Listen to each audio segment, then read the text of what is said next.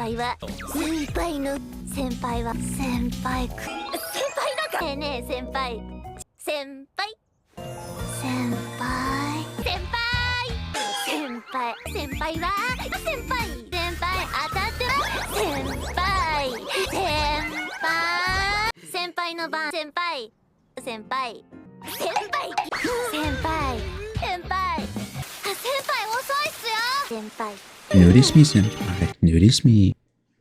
Ah, young love. Do you remember the time back in elementary school when all the girls that liked you used to chase you around the playground and you would impress them with how fast you ran? And in return, they just beat the absolute shit out of you and make you cry yourself to sleep at night?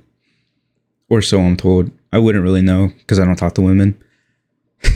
But until I decide to stop being a chud, I will continue to live my romance fantasies in the form of anime rom-coms.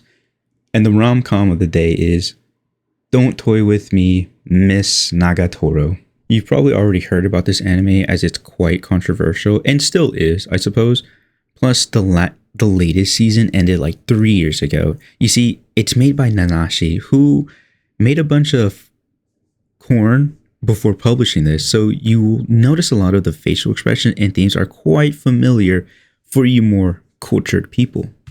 In fact, this manga got its start as a webcomic, and let's just say this author's barely disguised fetish is on full display here. But aside from unlocking something within inside of me, it's actually quite toned down in the manga, and the anime is toned down even further than that. But if you plan on reading this manga in public, try to be careful because people will think you're reading corn. And in terms of faithfulness from the anime and the manga, it is quite faithful. You do get introduced to Nagatoro's friends a lot sooner in the anime than in the manga. And I do think some of the scenes are swapped around, and it might just feel that way because the anime is a lot faster paced, but it is pretty accurate. Oh, actually, I jumped ahead of myself. These are the main characters, Nagatoro and Paizen. He has a name, but it doesn't matter at all. More on that later. So Paizen is the main character. We see things through his eyes and we get his perspective on things. He is your typical loser anime character. His main problem is he's a shy and spineless coward. He doesn't talk to people, and when they talk to him, he mumbles to himself or just ignores them. Now, here is Nagatoro. She is the opposite of Paizen. She is popular and athletic, and the guys want her. Her problem, however, is that she loves to bully Paizen. In fact, this is the theme of the show, and somewhere along the lines of getting bullied and ridiculed and crying himself to sleep at night, he somehow falls in love with her. This is a great anime. In fact, I loved it so much that I went out and bought the whole set. This is only some of it, but it had me hooked. And not a lot of animes can do that to where I go out and buy the manga just to read how it ends. But this one did. Now I want to kind of talk about why I liked it so much. And I think the main reason is the characters. You see, Paizen, despite his cowardness, I found myself rooting for him. He is a great character. And I wanted to see if he ended up getting the girl or not. And Nagatoro, she is hilarious. In fact, I think she is the main reason why I stayed so glued to my seat. And the comedy in this series is fantastic. It is hilarious. I found myself cringing at those embarrassing moments that they got themselves in. I found myself laughing at all of the comedic moments. And when they accomplished something together and grew, I found myself feeling very proud and accomplished myself, like a proud parent watching their children grow. This series does such a great job at pulling you into their everyday lives and rooting for these guys. It almost makes me wish that Japan was real. Almost. But now, no anime is perfect, and not even this one, but it's damn near close. I do have some nitpicks, and they're very minor, and in fact, they're mainly my own fault for assuming that this anime was going somewhere that it didn't. Now, for example, I mentioned earlier that Paizen's name doesn't matter, and it doesn't. In fact, I tried to have a big brain moment. I thought to myself, you know what? They never mentioned his name. They purposely dance around his name. And I thought they were going somewhere with this. But it turns out, in fact, everybody knows his name. Everybody knows his name except for us, which kind of sucks because I thought they were going somewhere with this. It felt like that was the intention.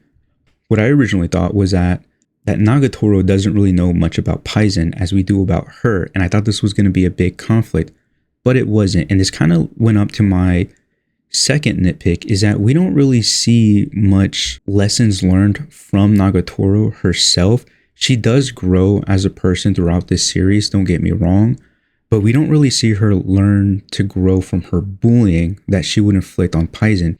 In the beginning of the series, her bullying is very intense. Like it almost seems like as if she wants to hurt him. But at the same time, you can kind of tell that she does like him and that she uses bullying as a form of emotional shielding because she doesn't want to be seen as vulnerable and get hurt. We don't really see any type of repercussions from that, like making him cry and all that type of stuff. They just kind of move on from it and they just kind of don't really talk about it. They do kind of talk about it, don't get me wrong. It's like 2 chapters towards the end that they mention it, but even then, it's not even about the bullying per se. It's more about why she even talked to him, and that's it, right?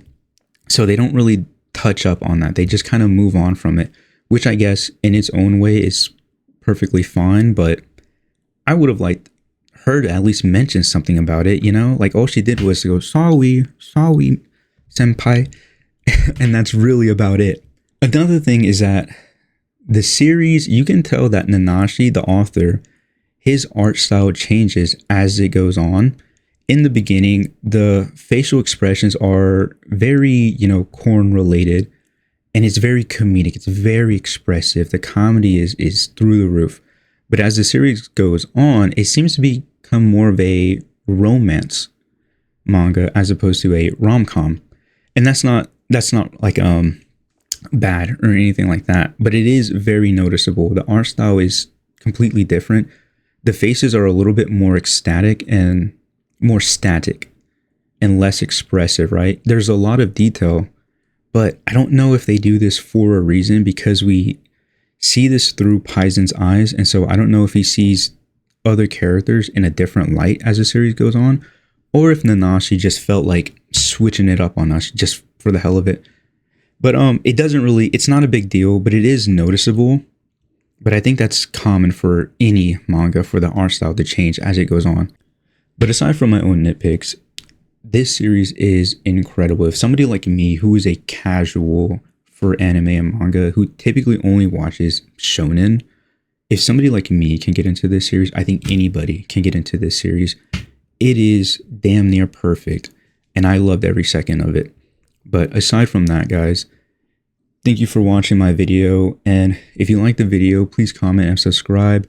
I would love to hear your thoughts on this review or about the Don't Toy With Me Nagatoro anime and manga in general.